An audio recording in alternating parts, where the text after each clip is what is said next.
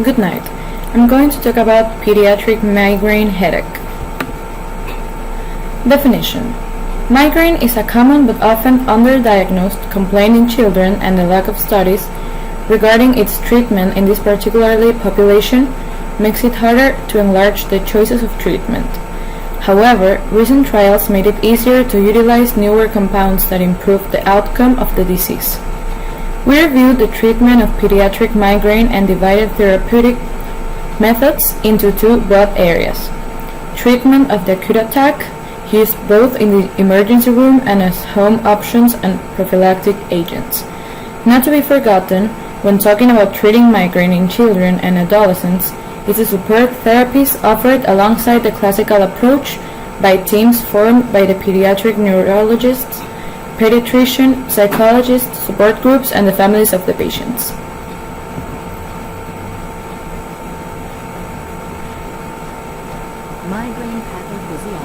Migraine pathophysiology. While the exact mechanism is not known, it is thought that migraine is caused by a genetic abnormality that makes the neurovascular system hyperexcitable. It may include cortical spreading depression, an electrical phenomenon that may start in the occipital lobe and move forward. Once antidromic activation occurs, the distal trigeminal nerve terminals initiate a cascade of events by releasing the neurotransmitters substance P, NKA, CGRP, and others, which bind to the receptors on intracranial blood vessels, causing vasodilation, plasma protein extravasation, and ultimately sterile inflammation. This results in reactivation of the trigeminal nerve, this time in an orthodromic fashion.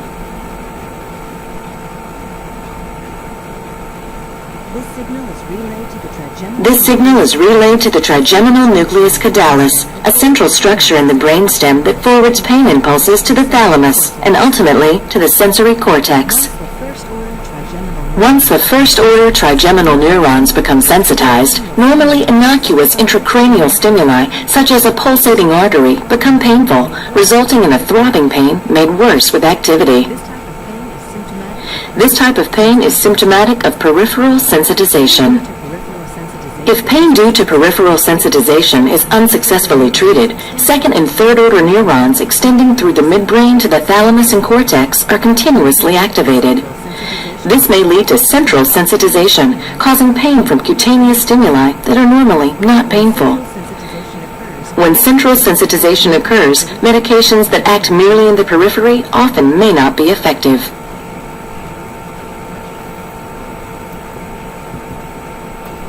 Okay, now I'm going to talk about the applications in medicine. Some authors believe that early diagnosis and prompt initiation of optimal treatments lead to better treatment outcome and prognosis and less disability for children and adolescents with migraine. However, much less data are available for the pediatric age group than for adults. Treatment of a secondary headache is focused on its specific cause, but an additional symptomatic therapy may be useful as long as the cause has not yet been eradicated. As for a primary headache, always consider a preventative treatment and a symptomatic therapy.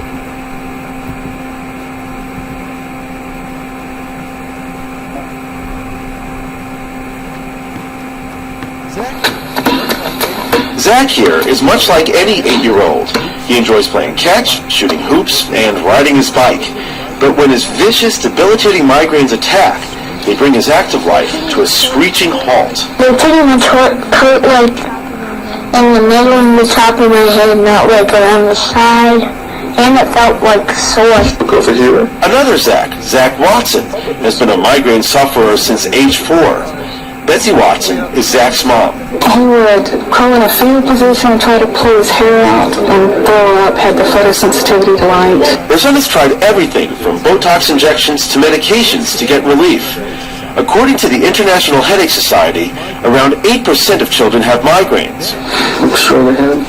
Now, the society has changed its guidelines for diagnosing child migraines. Overall, they recognize child migraines may not be as intense or last as long as adult migraines, but are migraines nonetheless that need to be treated. They've revised the classification to a headache that is at least 1 hour in duration, being childhood migraine, whereas adults are 4 hours in duration. Ethan, is it like somebody squeezing your head? Or is it like somebody beating your head? It's a beating. 5-year-old Ethan also battles migraines. Child migraine specialist Dr. Frank Berenson says that it can be challenging to diagnose migraines in children because of their inability to effectively describe their pain. Often they're misdiagnosed with sinus infections or eye strain headaches. You'll see a kid who just is irritable and throws up, and that may be his migraine accompaniment. It's bright sunny days like today that can affect children with migraines. Classically, migraine patients don't like bright lights. Now the new guidelines recognize that if a child responds with behaviors such as crankiness, it's the same as saying the bright light is bothering him or her. Okay, now I'm going to talk about the issue applied in Ecuador. Migraine is a common complaint in the pediatric population. It is a hereditary disorder with a multifactorial inheritance pattern. When interviewing both parents of a child, at least one of them gives a history of migraine in over 90% of cases. 10% of children aged 5 to 15 years have migraine, and migraine also accounts for 75% of headaches in young children referred for neurological consultation.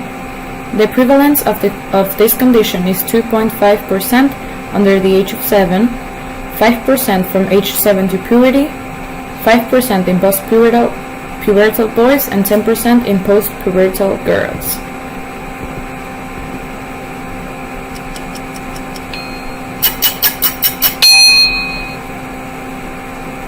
More than 6 million children and adolescents. More than 6 million children and adolescents in the United States have migraine headaches.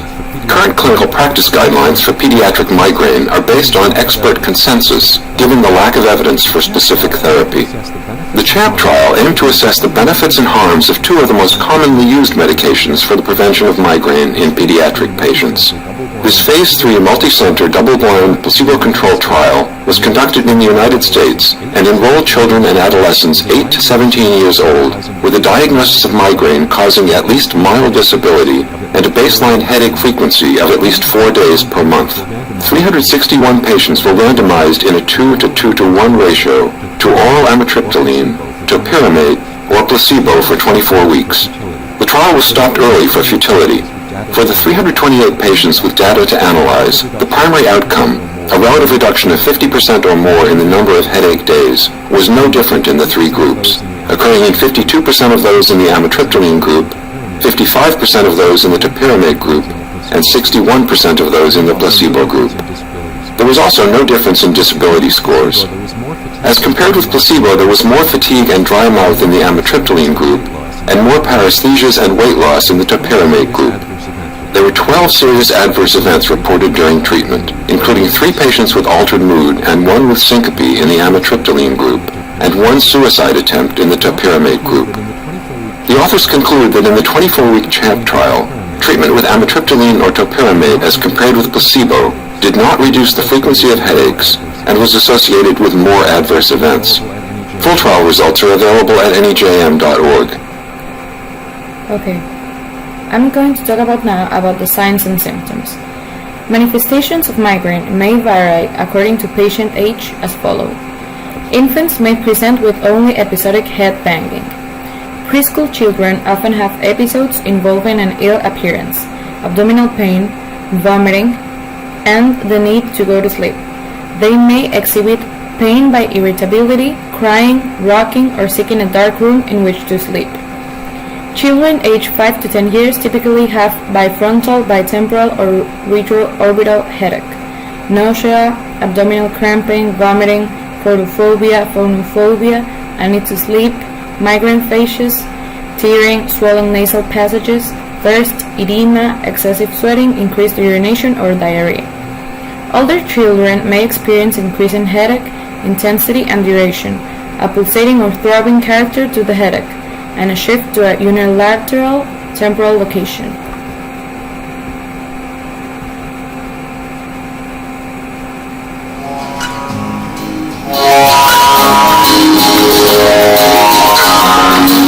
You're never too young young to suffer a migraine. Zach Wick learned the hard way. I think I was 11 or 12 when it first happened. I was eating lunch in cafeteria. I had a headache that morning, and then I started seeing spots in front of my eyes. Zach was far from alone. It turns out lots of young kids are getting grown-up-sized headaches. Yes, it's actually one of the more frequent diagnoses that we see. Studies show that children as young as 3 to 5 years old, 1 to 3% of them have migraine headaches. If you go up to a 15-year-old, up to 23% of children at that age have had migraines. These are no ordinary headaches. Even a child could tell the difference. Migraines are extremely intense and debilitating. Migraines are typically throbbing headaches, sometimes one side of the head, sometimes both. They're associated with nausea, vomiting, visual changes, sensitivity to light, sensitivity to noise. Doctors begin treating migraines by looking at lifestyle issues and fine-tuning the child's activities. Number one is getting adequate sleep. Many children don't get enough sleep. Second is excessive caffeine use. Another frequent lifestyle factor is overuse of headache medicines. The next step is to learn what triggers the migraine. For some people, it's being out in the sun.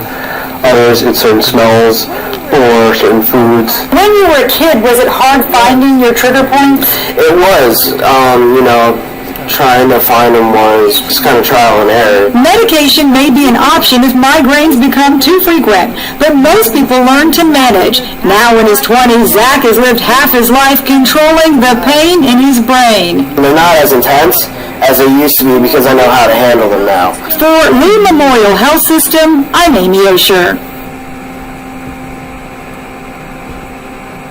Okay, and for the conclusion, although considered to be a benign self-limited disorder, migraine in children has proved to surpass the childhood period into adulthood. Recognizing and avoiding trigger factors as well as a suitable therapy strategy may give the migraineur child a chance for a good quality of life. The promptitude and the efficacy of the acute treatment diminishes the time in which the child is exposed to pain and discomfort, making it less susceptible to the great amount of psychological stress during attacks.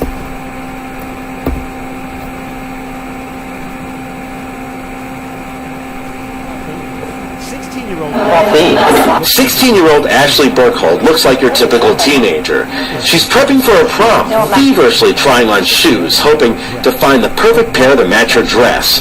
But while on the shopping spree, Ashley is preoccupied, anxious about having a pain-free prom night. If I had a headache, I'm pretty much immobilized. Ashley has suffered with debilitating migraines for 2 years. For track, I had to discontinue it because when I would run, it would just get so severe, and I couldn't deal with it. At least 1 in 5 children and adolescents will have had a migraine headache by the time they've reached adulthood.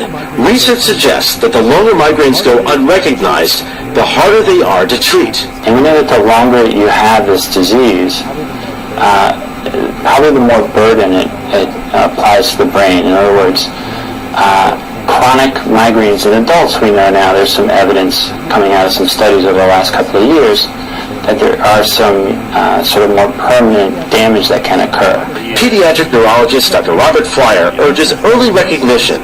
He says diagnosis is key and can dramatically affect the course of pain as a child grows older. Kids that have migraines go on to being adults with migraines. Migraine. Thank you very much.